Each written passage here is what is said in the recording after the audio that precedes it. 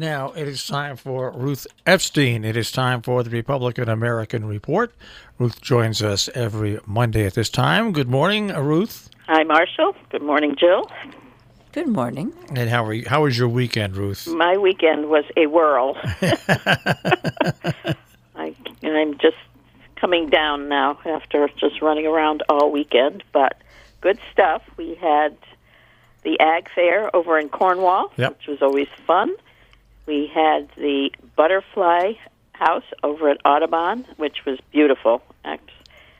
Folks really should go over there. They have put up a butterfly house that you can walk through and with all the native plants and see these gorgeous butterflies. And they're branching out another educational program there.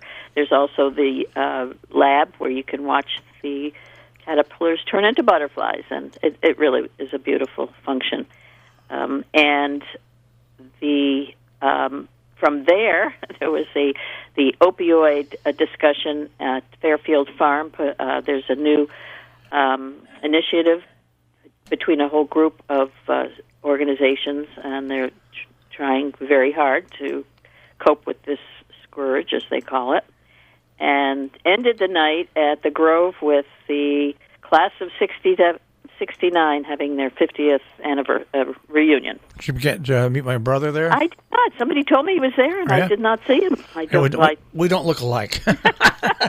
He's athletic looking, and I'm not athletic looking. Okay, I'm sorry I missed him. I would have liked to have missed him, to have seen him. But it was a very. They put on a fabulous evening, and lots of work went into it. And I want to tell you, the class of '69. If you look at all the class reunions, the biggest turnout for all these class reunions every time they do them is the class of '69. It was close to 100 people there. It was amazing. I mean, like when we did the class of '71, there's 15 to 20 on a good one. There's like 35, but now, of course, we're starting to fall by the wayside.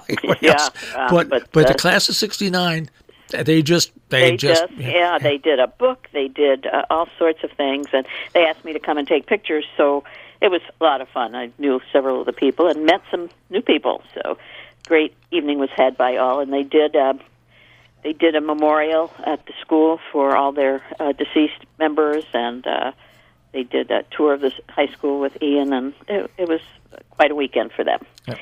But we started the week, you and I, at the Region 1 board, where we discussed, where it's still going on, the discussion about the marketing firm that was hired to market the school. However, it's owned by one of the board members, co-owned by one of the board members, and there's still a lot of discussion going on about that. The board did not want to hear it. They said they had confirmation from the attorney that it was fine, but there was a lot of...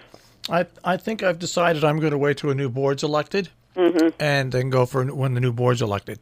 I think that's going to happen with a lot of issues because we only have a couple of months left of this board, and then... I'm not going to, you try once, and, I presented my case, and they were quiet. They didn't say anything, but they at least were respectful. But then I get outside, and the minute I'm not there, the board chair says, well, our lawyers said we're right. Well, what I was talking about wasn't the 2 points that he said they were right about. Yeah, you were talking the format. The format of the meeting. The recusal. So, I'm just, I'm not going to do it till the new board's. I'm not going to submit it till the new board's back, and I will try the new board and see what happens there. Yeah, and maybe if people could learn to listen, that would be so great.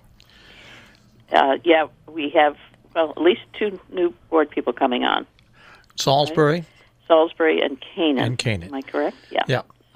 So things, yeah. So it's possible that one never knows. Yeah, one never knows. But we do know what's there right now, and the board chair just not going to do anything. So. No, but the listening thing is just key to so many. It is just amazing how many people don't listen. All right. And then, of course, we have this big brouhaha in Canaan over the asphalt plant.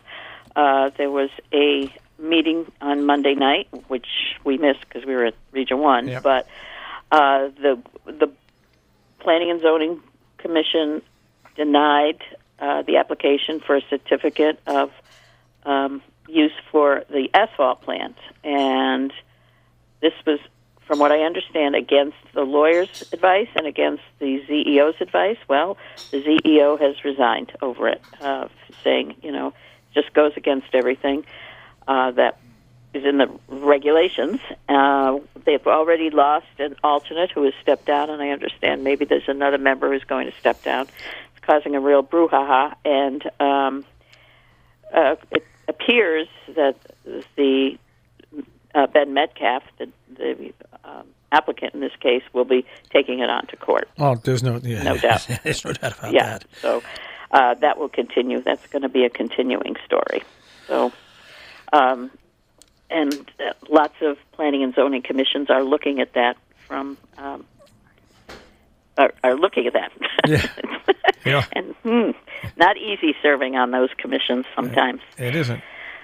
We had the 9/11 tribute in Canaan, as we do each year, the Knights of Columbus and the Catholic Church, and it's really a solemn affair, but a nice tribute to. It's been 18 years now since the 9/11 terror attacks, and they put up the fire department puts out the huge flag, and they read names from midnight to midnight, and without stopping, and it's quite impressive.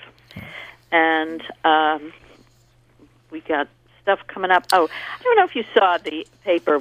The sports department did a great story on Steve Blass. I posted up links to it yesterday. Oh, good. I just thought it was a great article. It is a great article. Steve is finally, after many years as a player and then many years as a broadcaster, is retiring. And the paper Steve Barlow did a great job. Absolutely great job. And of course, the thrust was about his growing up in Canaan and Falls Village, and what it meant to him his whole life. He always talks about this kid from Falls Village and the opportunities he had.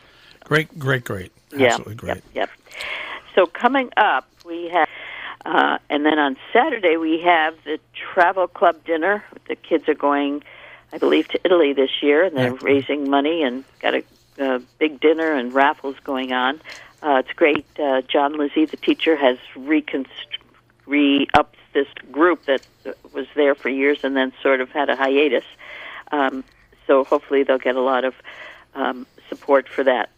So we're onward and upward. We have the Sharon Hospital kicks off their lunch and wellness stuff today. Every week that goes on at the hospital. People can check there. Sharon Board of Education has a meeting scheduled for tonight at 6 o'clock. Mm-hmm. And what else is going on here? Let me flip through these highlighter. Yeah, we did have yesterday. We were at the Grove for the Salisbury Republicans. They did a very nice tribute to 24 civic organizations and gave a little certificate to representatives of each one, and it was a corn roast. So as you chomped on your delicious corn, they were celebrating, and of course, there's no better venue than the Grove. So that was very nice, too.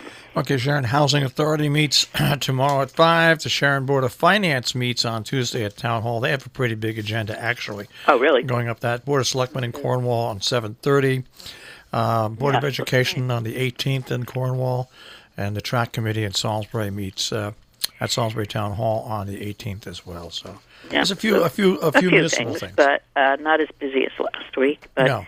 As we always say, Marshall and Jill, you never know what's going to come up, because never say it's slow, and because that's the best way to hex it. To jinx it. Yeah. And our good buddies at the Salisbury Central School and Salisbury Water Sports Association having their golf tournaments this week. That's right. So. That's right. All right. Okay. Ruth. Good luck out there. Here we go. Let's be careful out there. We will check with you next week. Very good. Take care, guys. Have a good week. Bye. That is Ruth Epstein from the Republican-American, rep-am.com on the web.